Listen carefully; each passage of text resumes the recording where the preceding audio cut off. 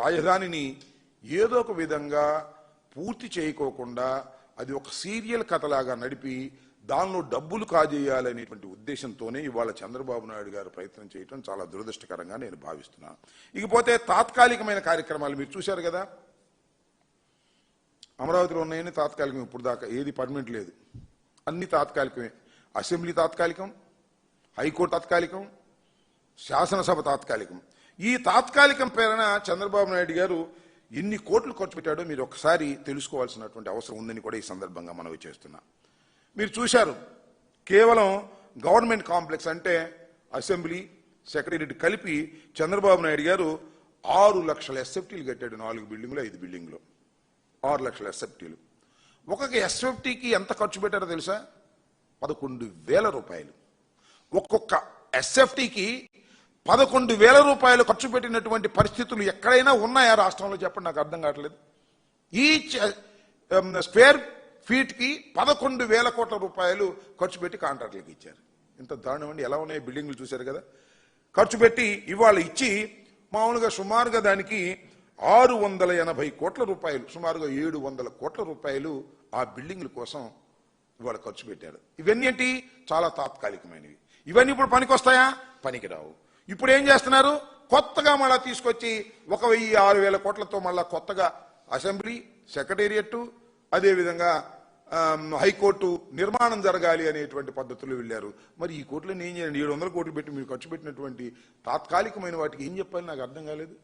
అసలు ఒక మాటలోకి వెళ్తే మీరు చూడండి, భారతదేశ పార్లమెంట్కి ఎంత ఖర్చు పెట్టారండి? అత్యున్నతమైనది.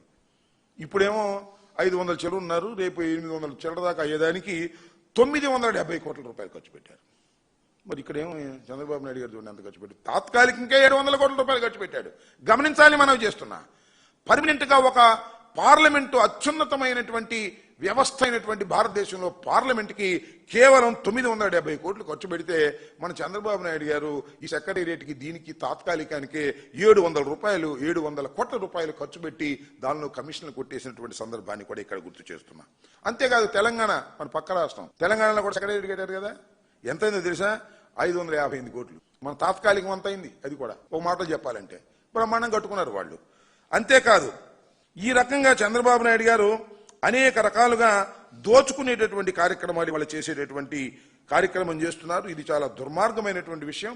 ఇవాళ ఈ రాజధాని నిర్మాణంలో చంద్రబాబు నాయుడు గారు చాలా తప్పులు చేసుకుంటూ పోవటం వల్ల ప్రజలు కూడా చాలా విసుగు చెందేటటువంటి పరిస్థితి ఏర్పడతా ఉంది.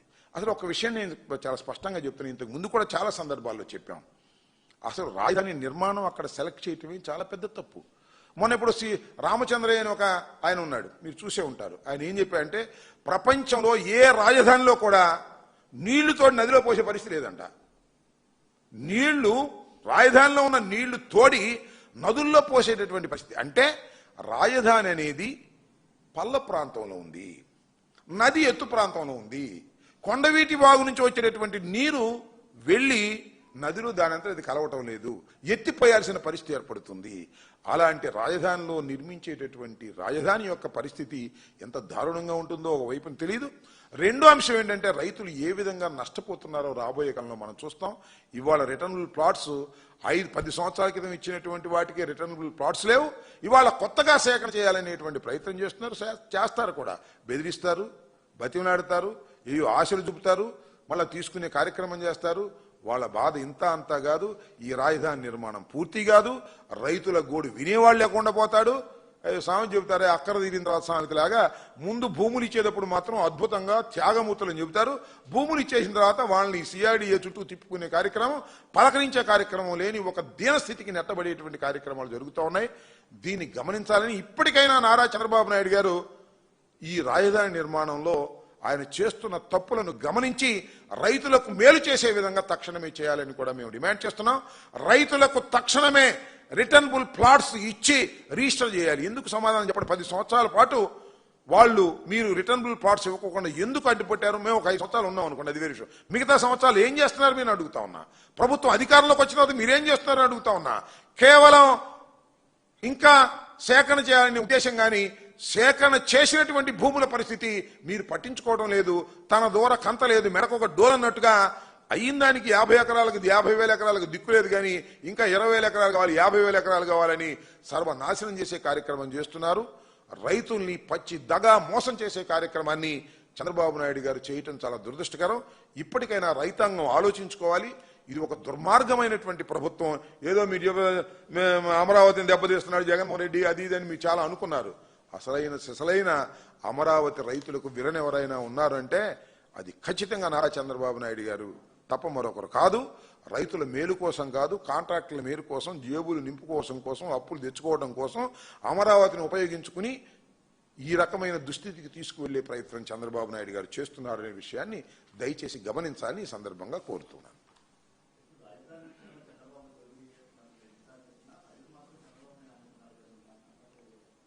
చంద్రబాబు నాయుడు నమ్ముతున్నారని ఎట్లా చెప్తాను నమ్ముతున్నారని? మనం చూసావు కదా రైతులు ఏమన్నారు. మా సిఆర్డీఏకి వెళ్తే మమ్మల్ని పలకరించేవాళ్ళు రైతులు లబ్బోదివ్వమన్నారు. నేను చెప్పిన మాట కూడా కాదు, లేకపోతే మా ఛానల్ చెప్పిన మాటలు కూడా కాదు, వాళ్ళ పేపర్లే రాశాయి. రైతులు లబ్బోదివ్వమంటారు కదా. ఎవరా రైతులు? పొలాలు ఇచ్చిన రైతులు. చంద్రబాబు నాయుడు గారు ఎన్నికలకు ముందు చెబితే భాష అంటే త్యాగధనులు. ఇవాళ ఏం త్యాగధనులు అయ్యారు? సిఆర్డీఏ చుట్టూ తిరుగుతుంటే దిక్కుముక్కు లేదు, అయ్యా మమ్మల్ని పట్టించుకునేవాళ్ళు లేడు, తర్వాత ఆయన పాండే అంటున్నారంట. అడుక్కోవడానికి వెళ్తే తర్వాత పోమంటా. ఆ రకంగా రైతులను చూస్తున్నారు. ఇది నేను చెబుతున్న మాట కాదే, నా ఆరోపణ కాదే, రైతులే మాట్లాడారే. అసలు నాకు తెలియగలుగుతానండి, 10 సంవత్సరాల క్రితం నీ మాట నమ్మి నీకు భూములు ఇస్తే రిటర్నబుల్ ప్లాట్స్ ఇంతవరకు నువ్వు ఎందుకు ఇవ్వలేదు, ఎందుకు చూపించలేదు, ఎందుకు రిజిస్టర్ చేయలేదు? ఈ రిటర్నబుల్ ప్లాట్స్ ఇవ్వకుండానే మనం నువ్వు ఇంకా బలం ఇంకా భూములే ఉండంటే ఏంటి నాకు అర్థం కాలేదు. ఇంతవరకు ఎప్పుడైనా చెప్పావా 50,000 ఎకరాలు చాలో ఇంకా కావాలని చెప్పావా ఎప్పుడన్నా? నీ మొత్తం కాలంలో ప్రజల్లోకి వెళ్ళి చెప్పావా? ఎన్నికల్లో చెప్పావా? ఈ 50,000 ఎకరాలు చాలవంట. ఒకవేళ మీరు 50,000 ఎకరాలతో సర్దుకున్నారా ఇది మున్సిపాలిటీ అయిపోద్ది. బెదిరింపు, బ్లాక్మెయిల్. ఈకపోతే మీరు భూములు ఇది మున్సిపాలిటీ అయిపోద్ది. ఎందుకు పైన రాకుండా పోతారు? ప్లాట్లు ఇచ్చారు కదా, రేట్ల తర్వాత మీ ఇష్టం. This the threatening. ఒక ముఖ్యమంత్రి అమాయకులైన రైతుల మీద ప్రయోగిస్తున్నటువంటి బ్లాక్మెయిల్ టాక్టిక్స్ తప్పు అంటున్నా. ఇస్తే తీసుకో, అది వేరే విషయం. ఎందుకు నాకు అర్థం కాలేదు. ఇన్ని ఎకరాలు ఏం చేసుకుంటావు నువ్వు? ముందు చెప్పావా? ఎప్పుడో కళ్ళలో గుర్తొచ్చి ఇంకా పెంచాలంటే పెంచేయటమేనా? ఒక ప్లాన్ లేదా? మాస్టర్ ప్లాన్ అయిపోయింది కదా. సింగపూర్ తీసుకొచ్చావుగా, రెడీ అన్నావుగా.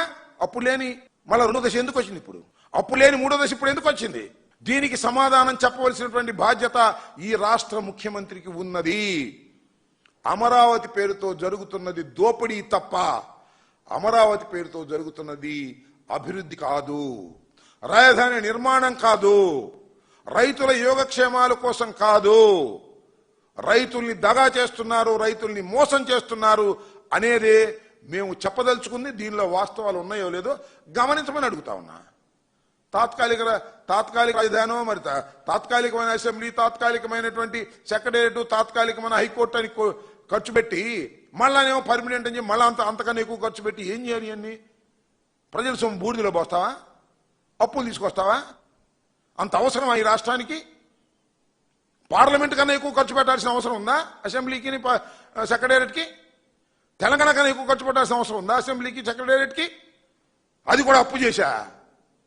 మన దండిగా డబ్బులుంటే అట్టా ఖర్చు పెట్టచ్చు. బర్లా అప్పు చేసి వాడి దగ్గర అడుక్కొచ్చి వీడి దగ్గర అడుక్కొచ్చి వడ్డీలు అడుక్కొచ్చి అవన్నీ ఖర్చు పెట్టి దానిలో కమిషన్లు 50% కొట్టేసి అలా తెలియగొడతానండి. 11,000 పెట్టి స్క్వేర్ ఫీట్ కట్టినటువంటి ముఖమేనా సెక్రటేరియట్? మేము చూసాంగా, అసెంబ్లీ కూడా మేము చూసాంగా. 11,000 ఒక్కొక్క స్క్వేర్ ఫీటు. ఎంత కొట్టేసావు నువ్వు నీ అబ్బాయి కలిపి? తెలియదా జనానికి?